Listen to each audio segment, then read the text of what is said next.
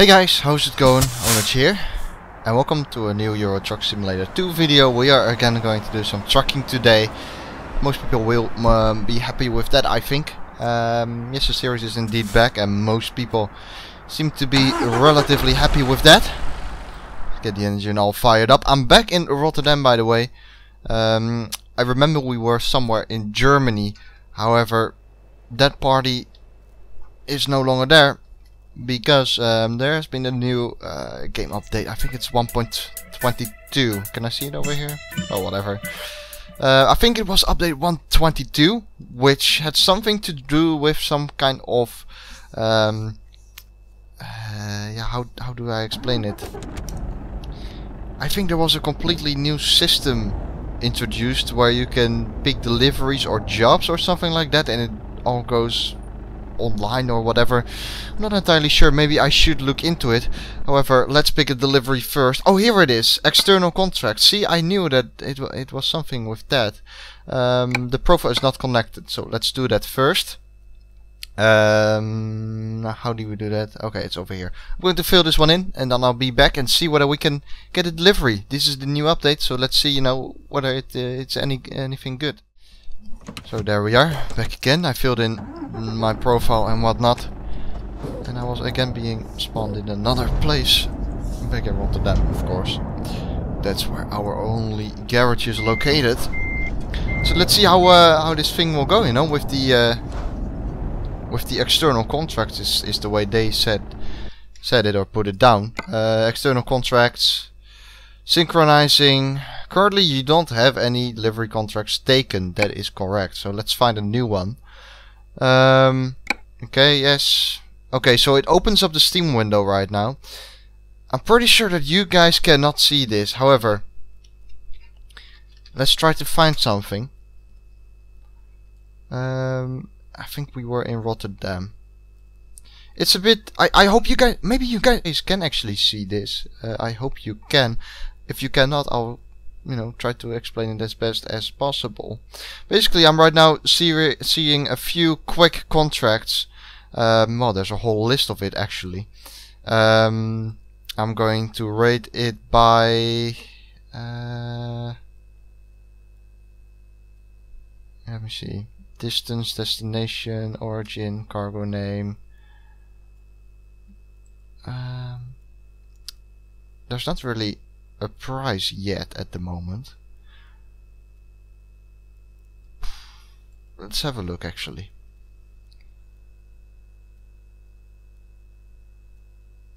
I'm getting a bit confused here. What, this is probably delivery. Let's go for distance.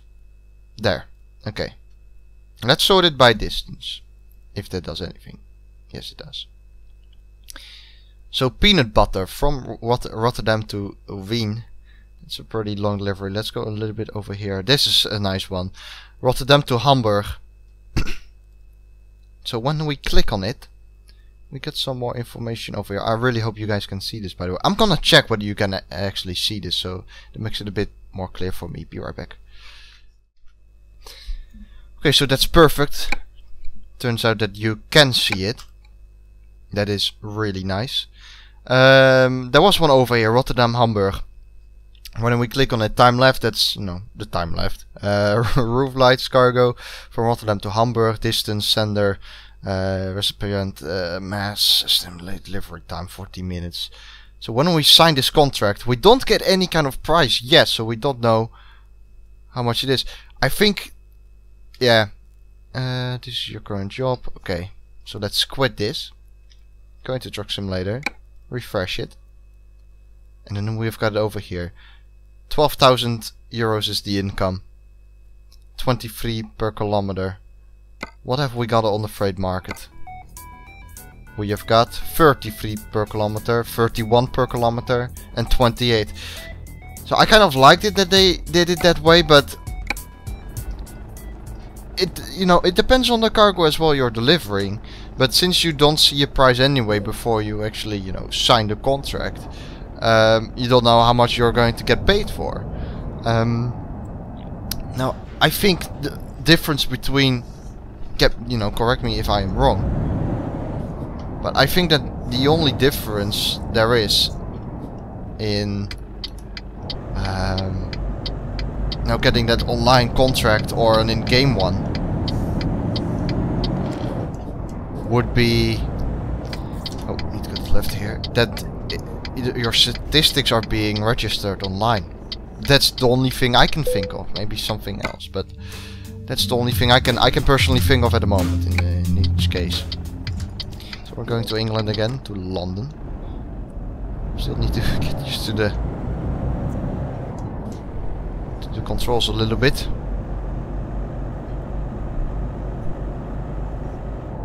Let's get this one and then we'll do a nice delivery to London. 15:40 on the clock. I always need to keep an eye out on when I start recording. Don't want to make it too long. But I'm happy with the response, to be honest, from last time. I mean, definitely, I know it as well. It's not the most viewed series out there on my channel. But, yeah, that's not what I'm aiming for. I'm aiming to entertain you guys, and obviously it needs to be, you know, somewhat fun for me as well to make the videos. Which was not the case previously, hence the reason why I stopped the series for a while. Oh, 6 gears, not good at all for accelerating, so it needs to be 4th. Most people seem to like this truck as well quite a bit. I'm pretty happy with it, to be honest. Some people said keep it. I'll have a look at the comments soon again on my phone. But some said keep it. It's a pretty nice truck to start off with, to be honest, I have to say. Let's see there. It's pretty busy over here, but there is space for us, which is very nice. So, to London. Off to London we are. Seems like people have given some feedback, which is of course good. But I'm still a little bit scared. I mean, people said it's fine when you talk about Formula Sim racing, which I preferably would do because I can talk about it for a long while. But obviously I need to find a balance myself too. I can't talk the whole time about FSR. Also need to talk about something else. But I'm a bit scared in some ways that I talk a bit too much about FSR. That's the first one. But I think I can control that. But secondly, and that is the most important reason why I feel a little bit in the dark, you know, left in the dark, talking about Formula Sim racing, is that not everyone who follows my channel will know that I'm driving in FSR or are not interested, because there are plenty of people who also subscribed for the Codemasters F1 titles on the channel. So, you know, in that case, I probably disappoint those viewers by talking about FSR, but it's hard to keep everyone happy, of course. Let's slot in over here, and then we can go to England. But yeah, talking about FSR, I guess. You have a brake test, okay. You give a brake test, I should say. Wow. Sometimes the AI... Oh, yeah, I should say as well, there are no mods, by the way, still running. A couple of guys indeed, and thank you for that, recommended a few mods, which I will run next time. In fact, the Jessie Cat trailer mod is right now running in the background, it's downloading. However, I was looking to get the Pro Mods map, which seems like a really nice map. However, I saw that you also needed both DLC, and I don't have that. I only have Going East, and I don't have this whole Scandinavia part, excuse me. But I will be buying that, so then I can use the Pro Mod Maps map. But I honestly wanted to wait a little bit because we are so close to Christmas. I expect some kind of Steam, you know, sale. They usually have that around Christmas and whatnot. And those sales are usually really crazy. And I do believe that's a really loud noise. And I do believe that they also have got Truck Simulator DLC sometimes, which are having a nice discount. So I'm waiting for that. I'm a Dutch person, so you know, all about the money. I think Dutch person are, or Dutch people I should say, are pretty well known for being somewhat safe with their money, I think. At least that's how I would rate Dutch people. So I'll wait for the summer sales. That's I guess fine. It's not a big deal, I would say. FSR then. Season is finished. That is something good. We all know, or well, most people who follow it will know, that I moved teams from FSR. Basically, if you don't, you know, are not really interested in FSR, or you have barely followed it, FSR is a racing league which is very competitive. It almost runs a structure like real Formula 1. Of course, we have not got a wind tunnel or whatever, but as a driver, you do get the feeling that the environment is very competitive. And so as a driver, you always strive for the best, of course. So in 2014 I started off with a very nice team called Go Speed Racing. I did my first couple of races in the Pro Series, which is the lowest division in Formula Sim racing. You have got 3 divisions. You have got the World Championship, as we got a nice curb there. You have the World Championship, which is the highest, and there's real money involved in there as well. You have got the Ace division, which is the middle class, and you have got the lowest class, which is Pro, and that's also where I started off in 2014 with Go Speed Racing. In that season, or before the season I should say, I had a clear objective in my mind, and that it was to take the first season, so that 2014 Pro season, as a learning year, learn a lot, drive a lot, and get better for next year to then have higher goals and become a champion in Pro. If I then become the champion in Pro in 2015, of course, which is the year after 2014, duh, then it's going to be in 2016 the World Championship, and we'll see what happens then. That was the way I felt before starting it, and I think that was the right way, or the right kind of feeling, because I have to say, everything went according to plan, and here I am in 2016 going to drive in the World Championship.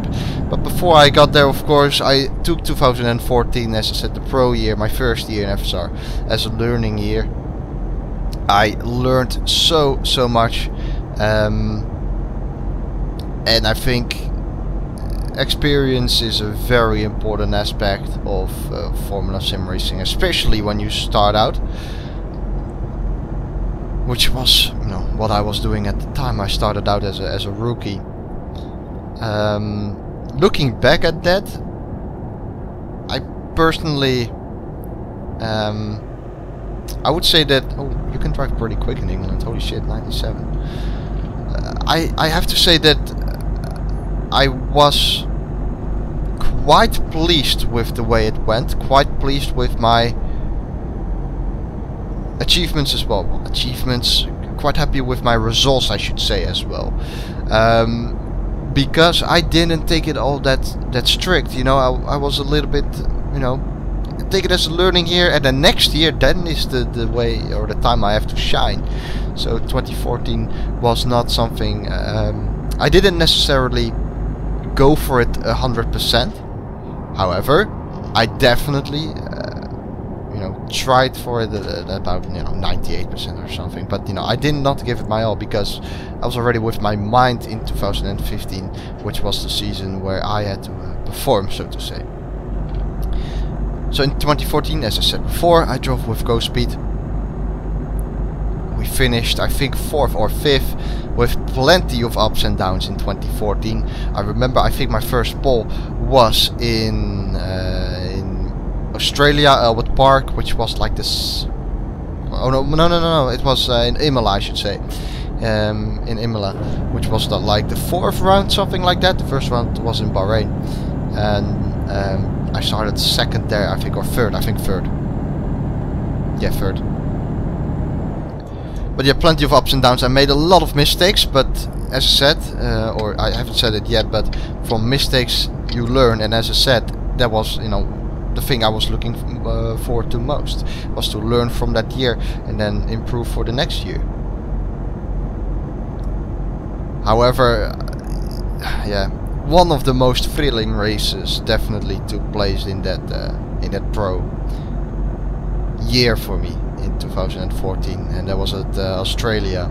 I was leading the race, looking comfortable, and I think I was braking on a white line or something like that. In Formula 1, if you don't know, on street circuits, white lines are not the best place to drive on because they give a limited amount of grip compared to, you know, normal surface, so rubber or asphalt, whatever. I need to go to the right here. Okay, here we go. It's pretty tricky to, you know, come up with a nice story and drive well at the same time, by the way. It's trickier than you think, actually. But coming back to it, I was leading the race, made a mistake, spun, cost me a few seconds, and in the end I think it was a 4-way battle for the lead, which started about 12 laps before the end of the race or something like that, and it still lasted in the very final lap of the race, where I had to defend with everything I had. But in the end I actually made a mistake exactly, you know, in that final lap after the first chicane, and I lost it there. But 2014 was a very nice year for me in terms of learning. And in 2015, you know, you wanna, as a driver, then you seek for consistency. You wanna improve for next season. So I decided to stay with the same team, Go Speed Racing, and we went on to have a really successful 2015 season. I think partly the success which I had in that season was because of the things I learned in 2014, and seeing the amount of mistakes in 2014. You know, how many mistakes I made in 2014. As I said, you learn from mistakes, so that was definitely part of the success.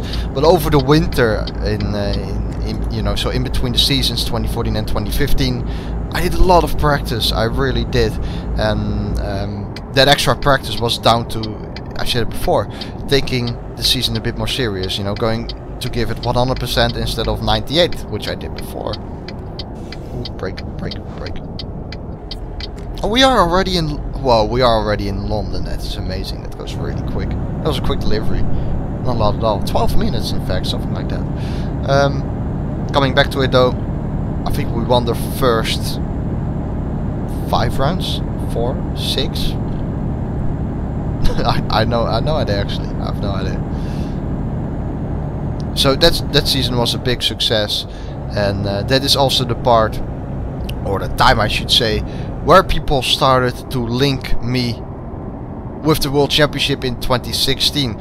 I never really took Ace into consideration. I said before, my plan before was, you know, 2014 Pro, learning year, 2015 Pro, that is the time where I have to shine, and then in 2016, if I achieve my goal in 2015, which was the championship, then go to WC. So I basically did 2 years in Pro and then make the jump to WC. Some people prefer to do 1 year Pro, 1 year Ace, and then move up to WC. But I think if you can be a champion in Pro by quite some margin and really impress, then you can also jump in WC, is my opinion. But yeah, in the middle of the season, we did some races in the World Championship already. In fact, I also did a race in Australia, so the first round of the season in WC. I didn't prepare for that though. It was just to help out my team because one guy wasn't there and the team boss basically needed me. What the hell are you doing? What are you waiting for? Are you waiting for me or something? You may be waiting for me actually. That's something you don't see every day on the roundabout, but I'll take it. But yeah, the WC race at Albert Park didn't go well for me at all. I did get second place in qualifying, which is, you know, I wouldn't say the most impressive thing ever, but considering I was still driving in Pro back then, it was something quite good.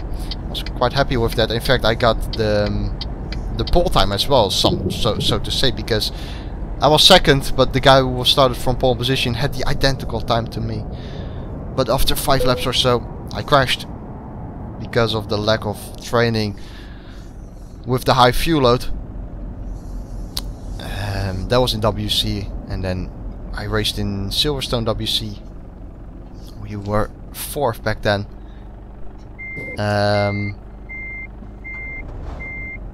Then I also did not prepare for WC at Silverstone. By the way, I prepared for about 20 minutes, and with preparation I mean basically... Whoa, what? Okay, sorry. Okay, I'm so confused. Did you guys see that? Just looking like that. I thought I had my monitor on again, so... Usually I play with triple monitors. I'm getting confused here. I'm usually play with triple monitors. I'm playing with a single monitor right now, because if I play with triple monitors I cannot record. Or I can record, but you guys would, you know, have a really small screen to look at. So I thought the triple monitor was on, and I wanted to look in the right mirror, so I just moved my head like that. Ooh, are we going to make this? Yes, I think we are. Yeah, beautiful. Beautiful. There we go. And then in Suzuka, my team boss came to me again.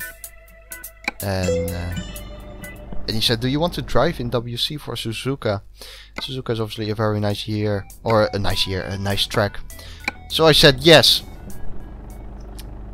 And at the time, I was already a champion in Pro. Because I wanted to round off the Pro Championship first, because before I really started to get back into the WC. It was either, you know, full commitment or Pro, or full commitment on WC. And I wanted to go full commitment on WC as soon as I had Pro, the championship. Oh shit, what am I doing? Sorry. Oops, I'm not looking here either. That was stupid. I thought we were in the Netherlands, but it's UK.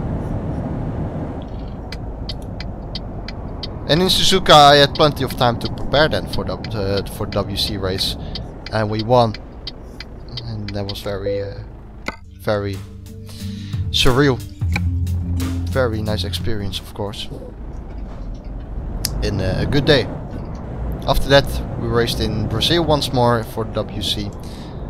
We were doing very well. We had pole position, we were leading the race. But when I pitted, I came out behind some other racers, some other drivers. And I wanted to overtake them. I overtook one, but he decided to attack me again, even though he was on the other tire. And he collided with me. Unfortunately, those things happen in racing. But it may have cost us a win. I'm pretty sure it cost us a podium, or of course a shot at the podium at least, because we weren't leading at that stage. But that's the way it sometimes goes. That's racing. It's the way you deal. It's the way how you deal with that.